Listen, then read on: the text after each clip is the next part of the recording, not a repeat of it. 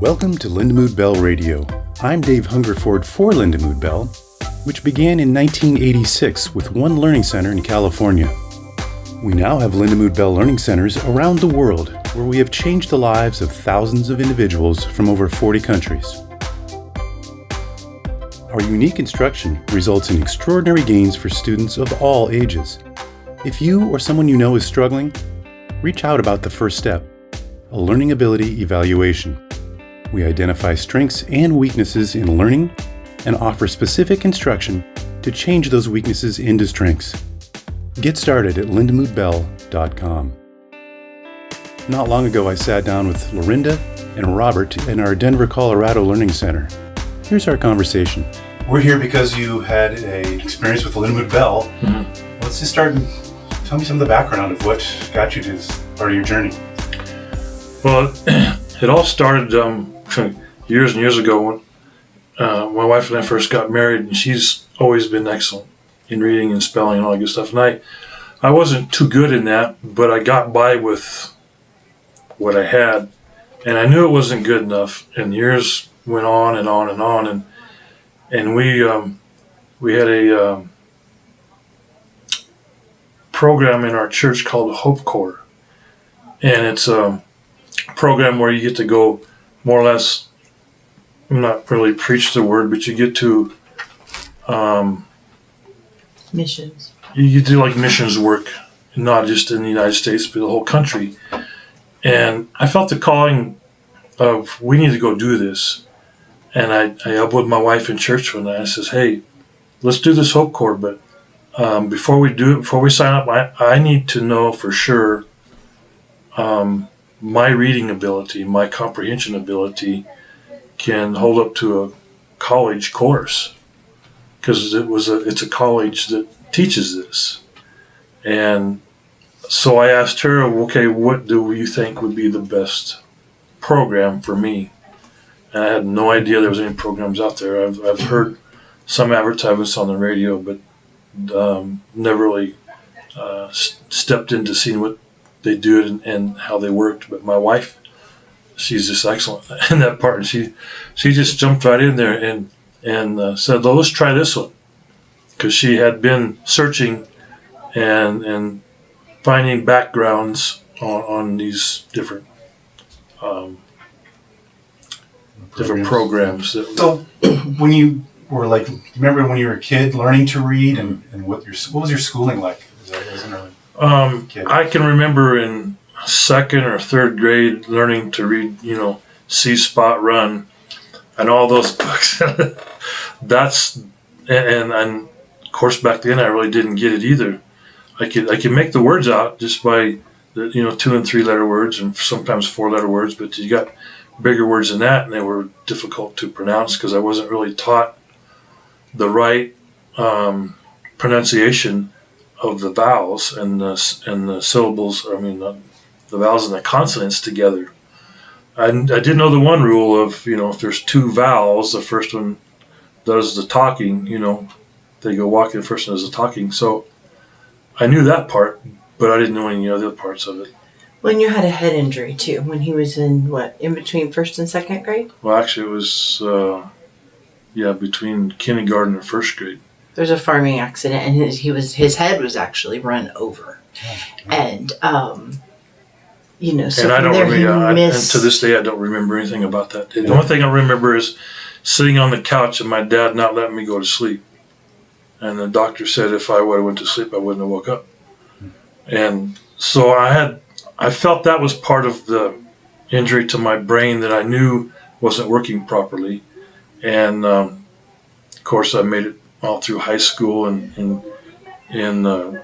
graduated. I never hit the honor roll until my senior year, but that's because I had one English class to pass for my graduating, and then I had driver's ed assistant, PE assistant, and weightlift assistant classes so I could play sports. But I never ever got to learn how to pronounce correctly, and then my comprehension was just terrible. I couldn't. My attention span was nothing. I didn't concentrate on anything. That's what I was going to ask you. If somebody read you stuff and spoke to you like a lot of sentences that was hard to process? Right. And my wife did a lot of that. Even if I was, with some coworkers or something, we were at a training session, or said, hey, read that to me, or, what do you get out of that? I would read it just for myself, but then I would ask everybody else, what'd you get out of that? So that's how I learned how most of that stuff I could comprehend that way. Yeah, when we spoke earlier, you said that, Lorinda, you had done a lot of work to help in conversations too. Mm-hmm. How did you kind of make that easier for him? What did you do? Well, we've been married now. This will be our 34th anniversary this year, and early on, you begin to see these things and they're unfolding, and I would just one of the things early I did back in the days of writing checks. He didn't spell well, so when he was writing a check, I would just make sure I was standing near him. So when he needed to ask me very discreetly, I could just whisper to him the correct spelling. Things like that I noticed over time in conversation. He would try and be part of it, but you would just see his eyes glass over, and he was just kind of staring into space. And then in a bit, you could tell he checked out. And I would watch conversation, and it was as if the group, would just shift, and not that they physically stepped in front of him, but he was just very excluded from the conversation. And we would visit behind the scenes, and I, try and ask questions, or, stay involved, or, just trying, I guess the help I gave was to kind of coach him behind the scenes as to ways to stay involved in the conversation. But he was like, I don't know what they're talking about, and he truly didn't understand. And that was hard for me to fathom. And I just thought, well, if you ask questions, you'll get it, So different ways like that. I homeschooled our children when they were younger, and I offered for him to go through our Hooked on Phonics course. He was in his 30s at the time, and it wasn't something a 30-year-old man wanted to admit he wanted to do. Especially with our first graders, right? So I do better than I could. I understood that, so those were small ways, And there was a lot of things. If it didn't interest me, I didn't pay no attention to it, and really lost interest in it. Yeah. Until I started this course, and it's like, the more we read, it's like, I'm not interested in these stories, but the more I read of them, the more I started to get up, because I could understand what I was reading. Yeah. Like I don't know if it was one of my instructors one night, I said, well, I can pronounce the words, but I don't know what they mean. And a lot of it was those words that were what they call no-nonsense words that didn't mean anything, but I could pronounce them correctly. Yeah. And that's what really brought me to understanding and comprehension. Part of it was just pronouncing the words. Because if I could get to where some of the words that she heard me read, she would stop and ask me, okay, what does that mean? And I could tell her because I could pronounce it correctly. That was amazing. That was a huge transformation. It sounds like you probably understand the divide between just reading the words off the page and the comprehension piece very clearly, more than most folks do. Yes. Most people think that it is just, if you can read, you should be able to understand it. Yeah. Right. So how did you find Lindamood-Bell? Well, for years on the radio station we listened to, there was another company advertised. So I looked into them. And at the time, there was nothing online available, and we would have had to drive to another city, so that wasn't going to work. So I was aware that there were programs. There had to be. And our daughter is in English. Well, she has her master's in English, so I kind of bounced some things off of her. So I was aware that there were things out there. And so when he said, I need to do something, I got online and started searching. And I had never heard of Lindamood-Bell, honestly, until I started researching. And the reading I did, them starting in the 80s and the background and Nancy's approach and different things, I was just really drawn to that. And I just, honestly, I was a shot in the dark, but I was just drawn to this organization, and I felt we should go with it. So he contacted them, I think it was him, and then set it up and did his eval and all of that. So And you did it all completely online. Online, yeah. Yeah. And the thing that really impressed me was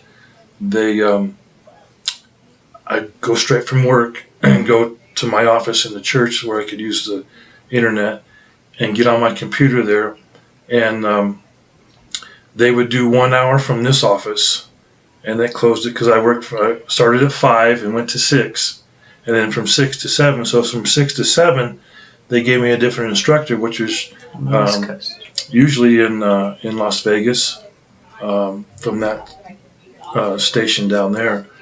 So it was combined of 2 different places that gave me the opportunity to do it online. And then on Fridays, it was 4 hours from 8 o'clock till noon. So that was for 140 hours. We live an hour and a half from Denver, and it was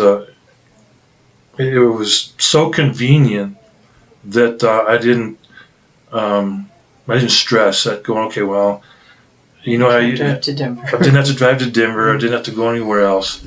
And it was so nice to, when I first started, and my fear was rejection, or not comprehending it good enough to where I could advance. And I got to the point where I get close to the end of my work shift, and I would think, I gotta go to class now. It's stressful. It was very stressful on me. And so the more I got to do in the classes, and the more they made you feel comfortable. There was no possible way that I could fail. The way they taught it, the way it made me feel, the way it concentrate on it. Mm-hmm. And I just loved the way they taught it. It was like, if it was wrong, they would say, I love that answer, but let's try this one, or let's try something. It wasn't like, well, that's wrong, let's do something else. It was very put together, and it made me feel good about my advancement of, well, there was one particular teacher that was in Las Vegas, and she'd say, you got this, Bob, you got this, come on, you got this. That built my confidence so much right there that it made it easier. It made me wanted to encourage me. So instead of getting to the end of my shift and being dreaded, I got to go to class tonight, it was more of all right, I'm ready. I'm jived. I'm ready to do this. And it just started clicking. Did you start to see the progress, Lorinda, when at home, or when things started to get in gear and move forward a little bit? Within, like he referenced, the fear, it took an incredible amount of courage for him to step out as a 60-year-old man and say, I need this help. I commend him for that and for being willing. And then after the testing and seeing the price, he was like, wow. And I said, honey, we have to do this. We have to do this for you. God will make a way. We have to do this. And then the fear became, like he said, what if it doesn't work? And, I emailed back and forth with Jessica, and, how will we know? And anyway, she just assured me that we won't take your money unduly. If it's not helping, we'll stop. But the fear initially, still remained. What if it doesn't work? What if my brain is really unfixable? That was a big thing to conquer as well.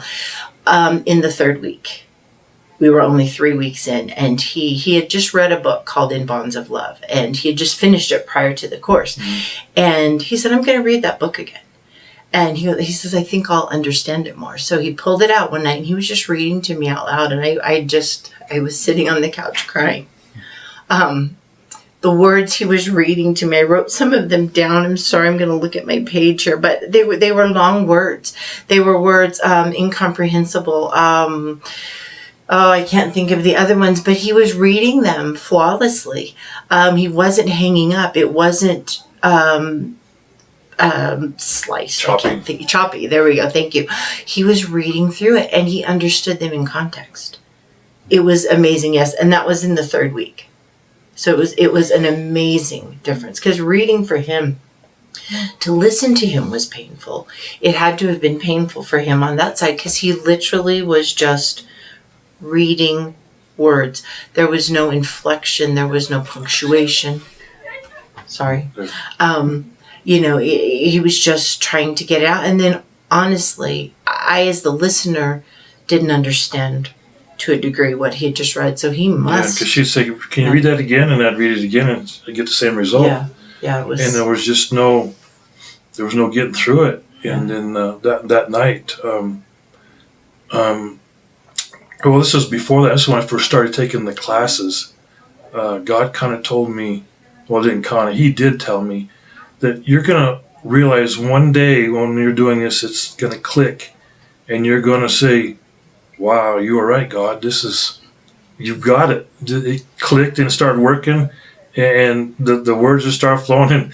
And I can still remember in some of my classes that the instructors would ask, "Well, you want me to read that word for you?" And I said, "No, I would say, no, I want to get this," because I knew I could get it. It just took me a little bit longer.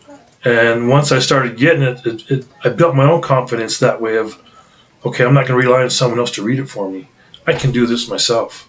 And the more I read out loud, because I was afraid to do that, the more I read out loud and the more I could comprehend and get it, the more I wanted to read out loud.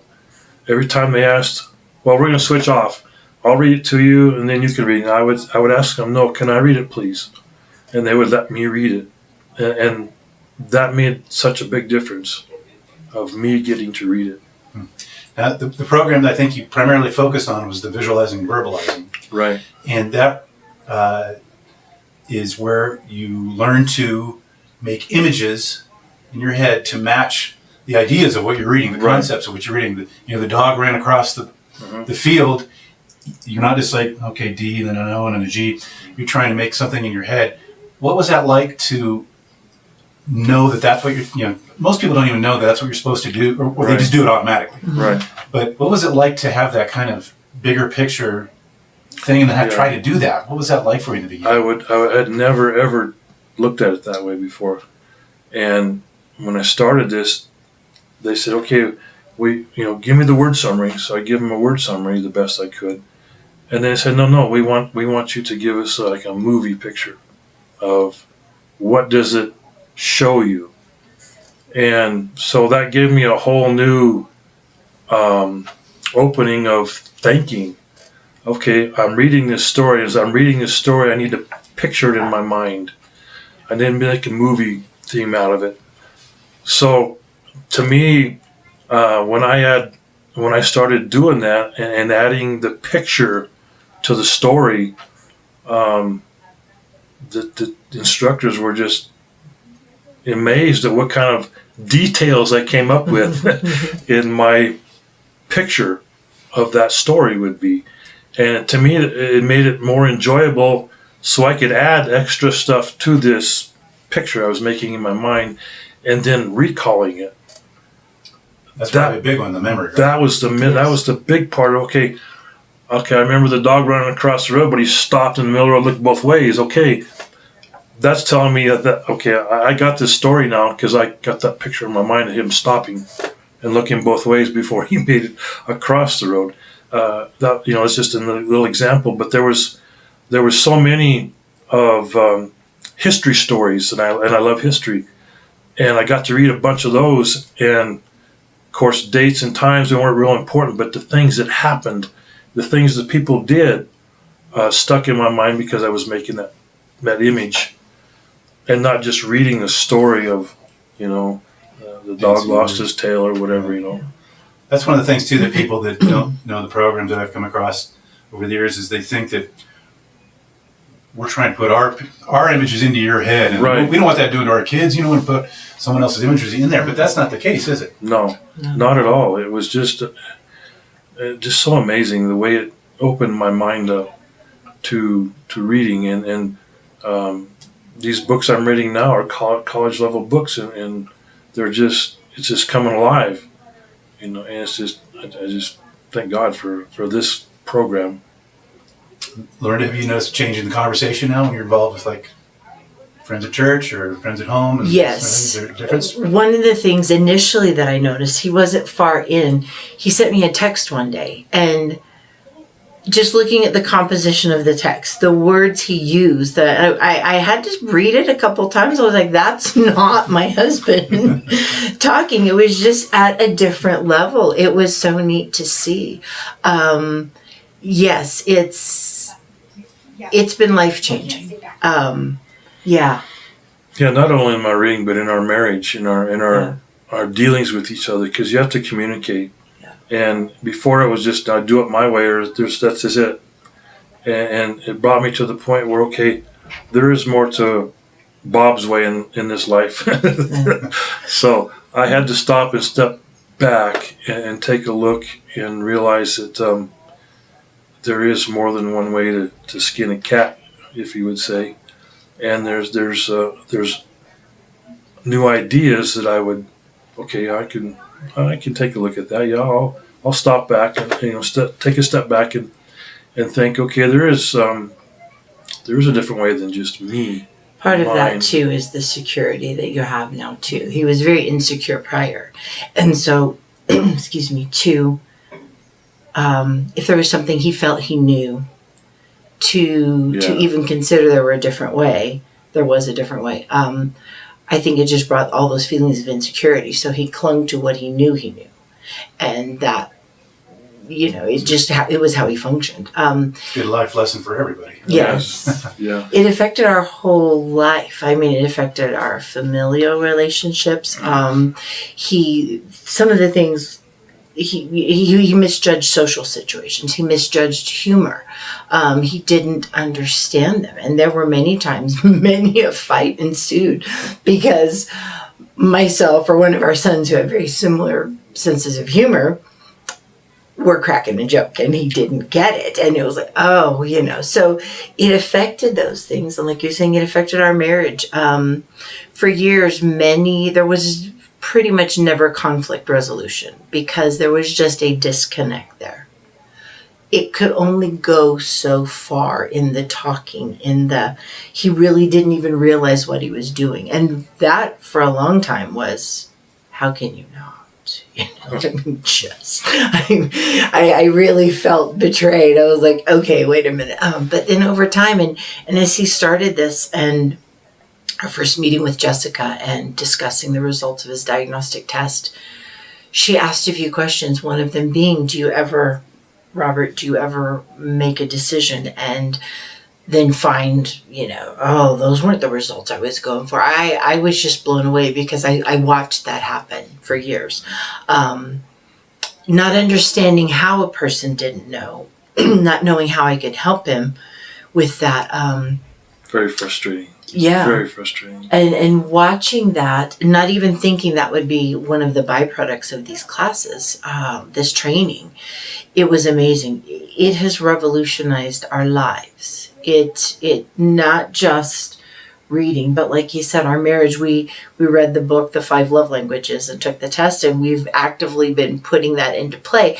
And it sounds like a very simple thing, or it sounds like, well, silly, why didn't you? But with the insecurity, the different aspects. I mean, there was just so far we could go, and it has revolutionized our lives. So it's marriage therapy on top of reading. It was.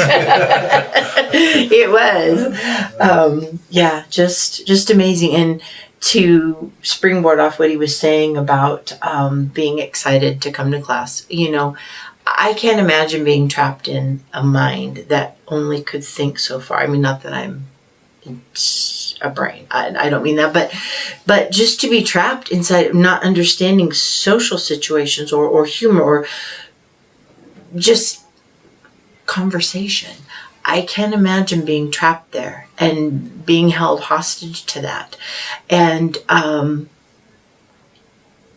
that kind of change, knowing that it can change and it can change at our age is really inspiring. Yes.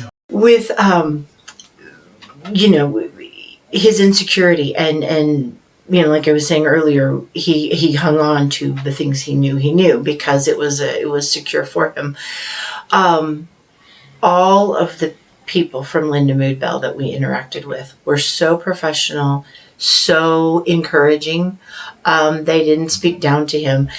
And there's two things. Neither did they speak down to him, but they also didn't gesture, or there was nothing condescending about them. They were top notch. They were so good. They helped him so much. He formed friendships, and when it was all winding down, I said, "You're going to miss them, aren't you?" And he got a little teary-eyed. He said, "Yeah," and just it was life-changing. The aspect they brought to him was just amazing.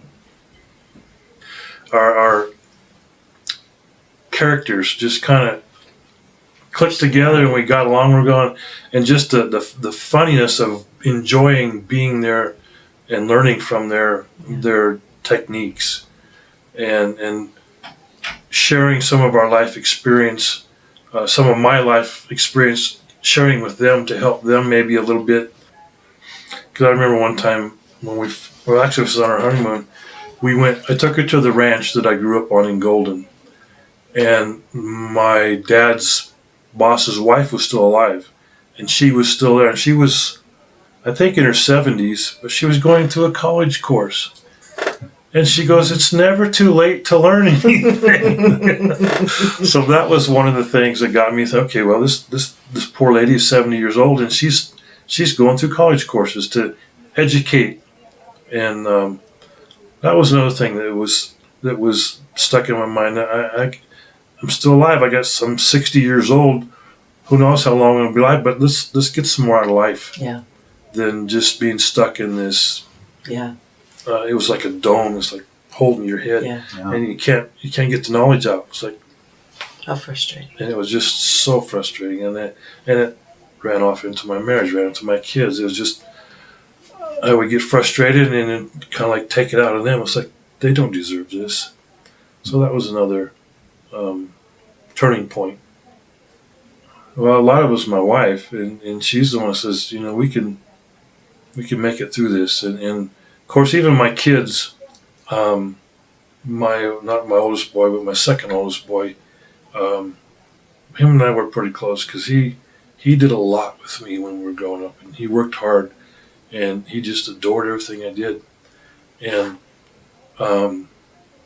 he would say certain things to me growing up, and I could say he learned it from the program and the schooling he did, because I couldn't understand part of it, what he was saying, but he was an encouraging part of that too. And coming from your own kids, it really hit home. How would you encourage someone who is similar in age? Oh, they might think, why? I'm in my 60s. Yeah. Why should I do it now? What would you say to them to encourage them? I would encourage them of knowing that there's a lot more to life, and knowing that you can help encourage or help someone else's life get better, because being where I was at was no fun. I knew there was more to fun in life than being there. So I would encourage them to just do it. Step out, take that leap of faith and give it a try. I mean, this program, I don't think anybody can fail. Because if it was anybody who was going to fail, it would have been me.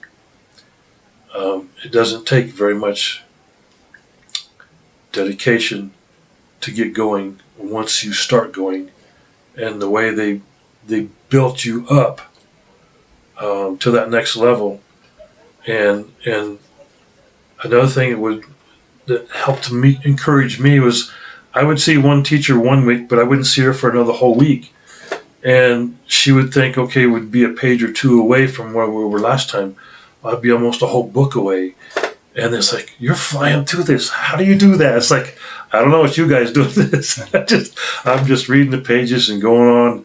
And it was just amazing, the encouragement you got from the instructors. this could be back in. I mean, not only affected our family, it affected friendships. It cost us friendships, with his inability to judge social situations. It was awkward.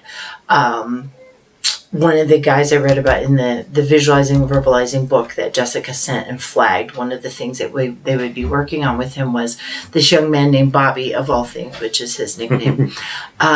He would be in conversation in college. He had made it to college, and he spoke of conversations, and he desperately wanted to be part of the conversation and would just interject and something seemingly disjointed comment and would get odd looks and etc. But he desperately wanted to participate, and he was putting in the piece of the conversation that he understood. And when I read that, it blew me away, because I've watched my husband do that for years.